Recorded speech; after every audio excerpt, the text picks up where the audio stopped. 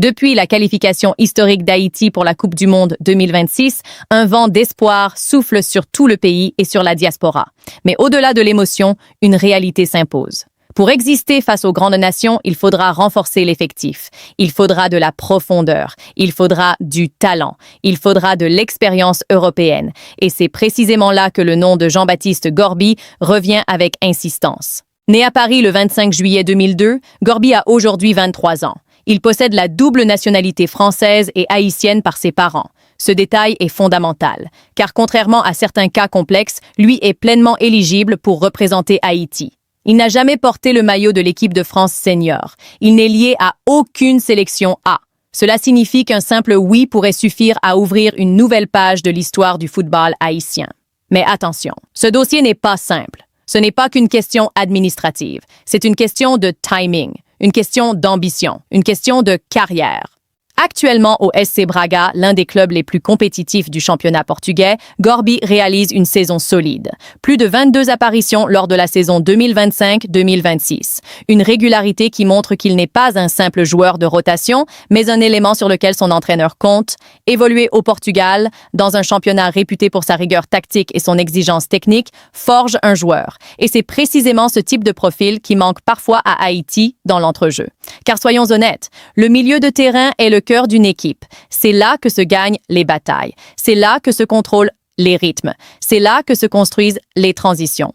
Et dans un groupe de Coupe du Monde où Haïti affrontera des adversaires d'un niveau mondial, avoir un milieu capable de tenir le ballon, de casser les lignes, de récupérer proprement et de relancer vite sera déterminant. Depuis décembre 2025, un événement a marqué les esprits. Après la qualification historique d'Haïti pour le Mondial 2026, Jean-Baptiste Gorby a publiquement félicité les Grenadiers. Il a qualifié cet exploit d'historique. Il a parlé d'une bouffée d'air pour le pays. Ce ne sont pas des mots anodins. Ce ne sont pas des phrases lancées au hasard. Quand un joueur professionnel s'exprime publiquement de cette manière, cela envoie un signal. Un signal d'intérêt. Un signal d'ouverture, un signal d'attachement. Mais entre des mots et une décision officielle, il y a parfois un monde. Dans ses dernières déclarations, Gorby a affirmé que ce serait une fierté de porter un maillot national. Une phrase forte, une phrase qui résonne profondément chez les supporters haïtiens. Mais il a aussi ajouté qu'il souhaitait d'abord se concentrer sur ses performances en club avec Braga avant de prendre une décision définitive. Et c'est là que le suspense commence réellement. Est-ce une réponse diplomatique? Une manière de gagner du temps? Ou est-ce simplement la posture logique d'un joueur professionnel qui ne veut pas se disperser avant une échéance majeure en club? Du côté de la Fédération haïtienne de football, l'offensive est claire. Depuis la qualification, la stratégie est assumée. Recruter des binationaux de haut niveau capables d'apporter immédiatement un plus à l'équipe. Le Mondial 2026 n'est pas une simple participation symbolique. C'est une opportunité unique de montrer que le football haïtien peut rivaliser, peut surprendre, peut exister. Et dans cette stratégie, le profil de Gorby est quasiment idéal. Âge parfait, 23 ans, donc maturité suffisante, mais encore en progression. Expérience européenne, plus de 22 matchs cette saison. Formation française, discipline tactique solide, championnat compétitif, rythme élevé, pression constante. Il ne s'agit pas seulement d'ajouter un nom sur une liste, il s'agit d'ajouter une dimension.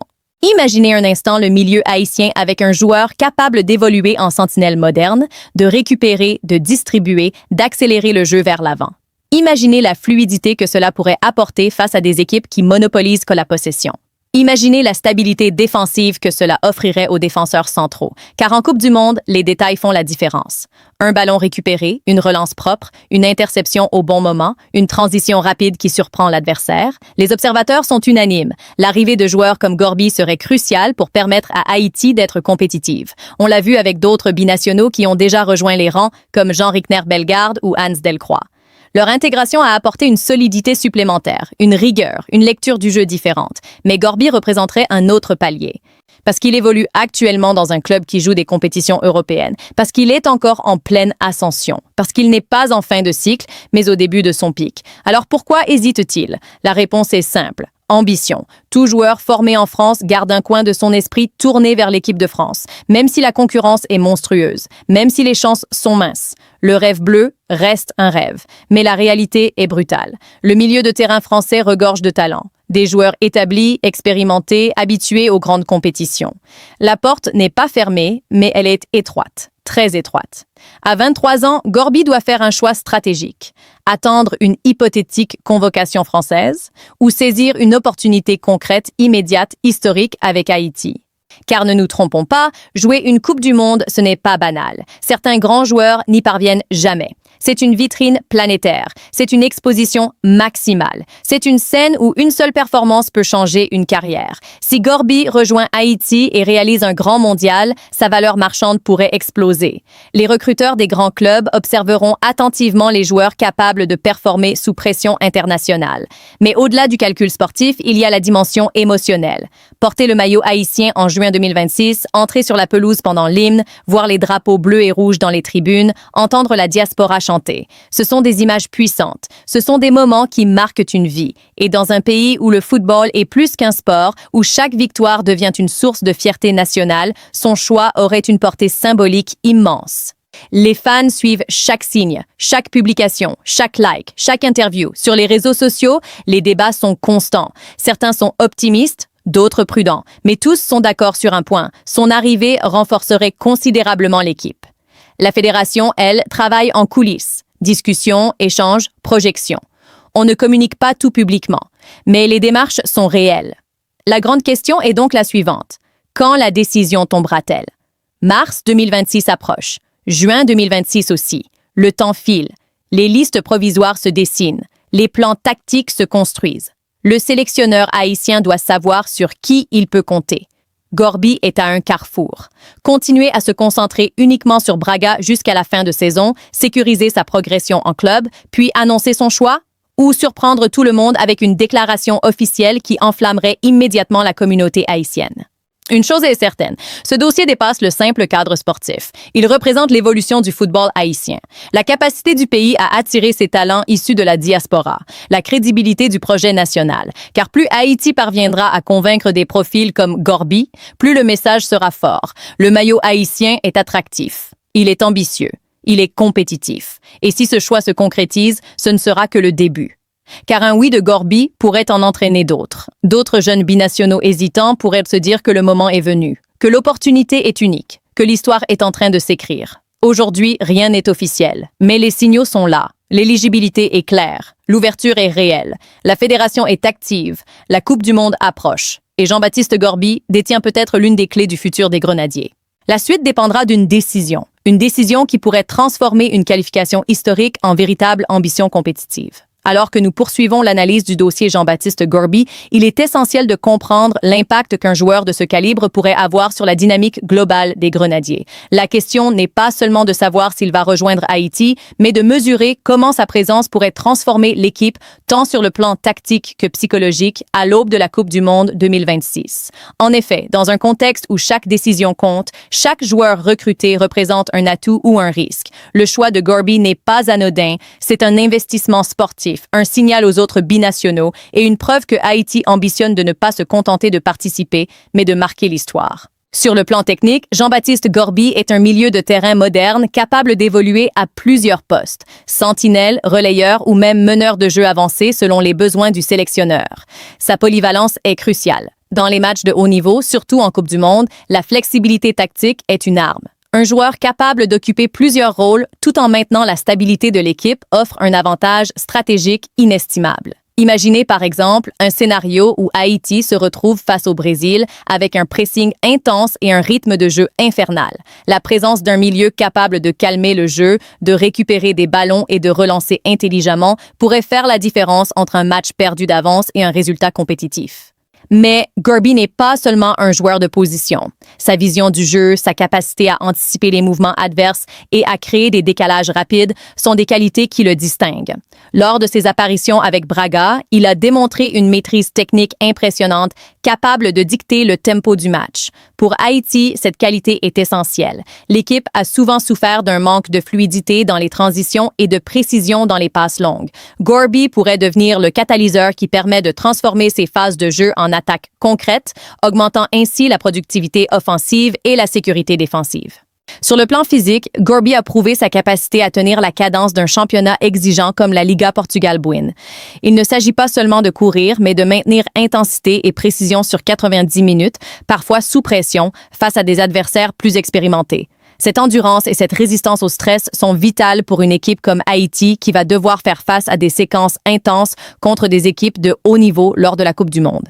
Au-delà de ses qualités techniques et physiques, l'aspect psychologique est également central. Rejoindre Haïti pour Gorby serait un acte de foi et de responsabilité. La Coupe du Monde n'est pas qu'une compétition sportive, c'est un phénomène mondial, un événement où chaque joueur représente non seulement son équipe, mais tout un pays. L'impact d'un joueur binational de son calibre sur ses coéquipiers est immense. La confiance qu'il pourrait insuffler aux jeunes grenadiers, son rôle de leader silencieux sur le terrain et sa capacité à inspirer par l'exemple sont des facteurs souvent sous-estimés, mais déterminants dans la réussite d'une équipe. Il faut également considérer la dynamique de groupe. Les Grenadiers ont déjà intégré plusieurs binationaux comme Jean Rickner Bellegarde et Hannes Delcroix, et l'arrivée de Gorby pourrait compléter un noyau dur capable de stabiliser l'équipe. Le mélange entre joueurs locaux et binationaux expérimentés crée un équilibre subtil. Les joueurs locaux apportent la passion et la connaissance du football haïtien, tandis que les binationaux apportent la rigueur tactique, la discipline et l'expérience européenne. Gorby se situerait au centre de cette alchimie, jouant un rôle pivot qui pourrait transformer une équipe talentueuse mais parfois inconstante en un collectif solide et compétitif. Maintenant, analysons la dimension stratégique du recrutement de Gorby. La Fédération haïtienne de football a clairement identifié que pour exister au mondial, il ne suffit pas de se qualifier. Il faut convaincre. Convaincre que Haïti est un projet sérieux, que le maillot bleu et rouge a du poids et que l'équipe peut se mesurer au meilleur. En attirant des joueurs comme Gorby, la FHF envoie un message fort à la communauté internationale et aux autres binationaux hésitants. Haïti est ambitieuse, Haïti est professionnelle et Haïti est prête à construire une équipe compétitive. Le timing est également critique. Nous sommes à quelques mois du tournoi et les décisions doivent être prises rapidement pour permettre l'intégration et l'adaptation tactique. Gorby doit non seulement réfléchir à son choix national, mais aussi planifier sa fin de saison avec Braga, gérer sa charge physique et préparer sa transition éventuelle vers la sélection. Chaque jour compte et chaque match avec Braga est un test qui peut influencer sa décision finale. Le rôle du public et des supporters est un autre facteur. La diaspora haïtienne suit ce dossier de près. Les réseaux sociaux, les forums, les commentaires sur YouTube et Facebook montrent un intérêt énorme. La pression populaire, souvent sous forme de soutien passionné, peut parfois accélérer une décision. Les fans voient en Gorby non seulement un joueur, mais un symbole, celui d'un pays qui ose rêver, celui d'une nation prête à faire son entrée sur la scène mondiale. Un autre point à considérer est l'aspect logistique et administratif. Gorby doit formaliser son choix via la FIFA pour s'assurer de son éligibilité définitive. Les démarches, bien que simples pour un joueur binational, doivent être effectuées dans les délais pour que la fédération puisse l'inscrire sur la liste officielle pour la Coupe du Monde. C'est un processus qui exige coordination et rigueur et qui démontre que le football moderne combine stratégie sur le terrain et gestion administrative. Ensuite, analysons les scénarios tactiques possibles si Gorby rejoint Haïti. Plusieurs options s'offrent aux sélectionneurs. Le placer en sentinelle pour sécuriser la récupération, le positionner comme relayeur pour dynamiser les transitions ou l'utiliser comme meneur de jeu avancé pour orchestrer les attaques. Dans tous les cas, sa présence permet une flexibilité tactique accrue. L'équipe peut alterner entre phases défensives solides et transitions rapides vers l'attaque, s'adaptant aux différentes stratégies adverses. Le potentiel de synergie avec d'autres joueurs est également notable. Avec Bellegarde au milieu et Delcroix en défense, Gorby pourrait compléter un triangle technique capable de stabiliser l'équipe tout en créant des opportunités offensives. Cette complémentarité serait un atout majeur face aux équipes les plus redoutables du tournoi. Sur le plan médiatique, l'annonce officielle de Gorby aurait un effet immédiat. La couverture internationale serait massive, attirant l'attention des médias européens et américains, augmentant la visibilité d'Haïti et de ses joueurs. Cela ne renforcerait pas seulement le moral des joueurs, mais aussi la crédibilité de la fédération et pourrait influencer positivement d'autres binationaux encore indécis.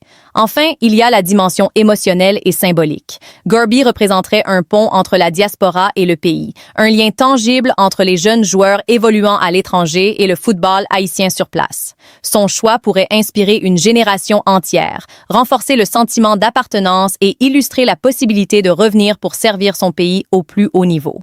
Le suspense reste entier. Les semaines à venir seront cruciales. Les supporters attendent, les analystes spéculent et la fédération multiplie les efforts pour conclure ce dossier. Chaque entretien, chaque interaction, chaque match joué par Gorby peut peser dans la balance. Son choix, qu'il soit officiel ou symbolique, pourrait redéfinir l'ambition haïtienne au mondial. En conclusion de cette partie, il est clair que le dossier Jean-Baptiste Gorby dépasse la simple question d'un joueur ou d'un match. Il s'agit d'un projet national, d'une stratégie sportive, d'une opportunité historique et d'un symbole d'espoir. Le football haïtien est à un tournant. Les décisions qui seront prises dans les prochains mois détermineront non seulement le visage de l'équipe en juin 2026, mais aussi l'image du pays dans le concert international du football. Gorby détient une clé majeure et le monde entier, en particulier Haïti, attend de voir s'il franchira cette porte.